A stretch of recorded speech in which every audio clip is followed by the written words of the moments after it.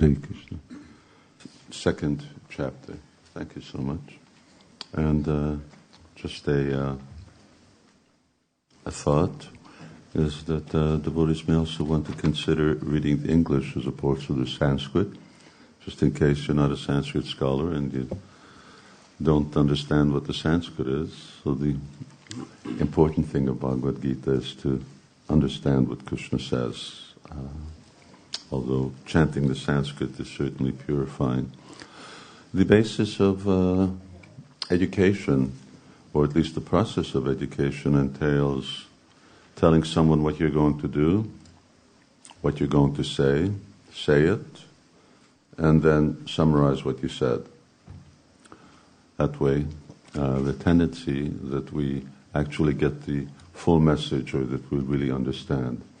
So the second chapter is entitled The Contents of the Bhagavad Gita Summarized.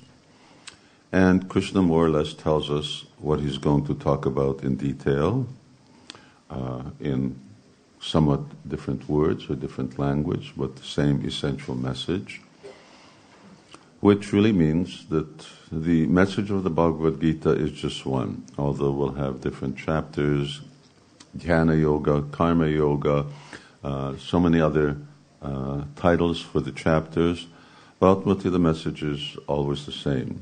Manmanamava, Madbhakto, Vadyajimam, Namaskuru. Krishna wants us to become his devotee. You will see that although Krishna does talk about karma and sankhya and different types of karma yoga, but ultimately Krishna always elevates the status of bhakti as the purpose for these different types of yoga. So there's this common mantra that people say, all paths lead to the same place, all types of yoga ultimately lead to the same goal. That is not what the Bhagavad Gita says. What the Bhagavad Gita says is that if you practice all paths, ultimately you become qualified to associate with a Vaishnava, and by the association of Vaishnav, then whether you're doing karma or gyan or so on, you'll recognize yoginam api sarvesham madgatanantaratmanaha sharavam. That ultimately, if one's faith develops in Krishna, he'll recognize that our real business is to serve Krishna in devotional service. So yes, the yoga processes will bring people to bhakti, and bhakti amam abhijanati.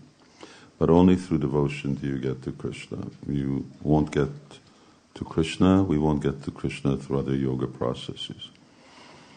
Yet, because the audience is varied, then Krishna tries to address and bring people with different interests, with different samskars, with different levels of spiritual advancement, to come to this principle of Mamekam Sharanam, to surrender to Krishna.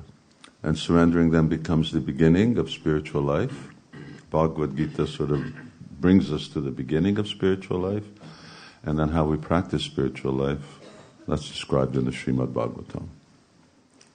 And then after we finish today, we'll continue with 18,000 verses of Srimad Bhagavatam, which means that 718,000, it's 25 times longer.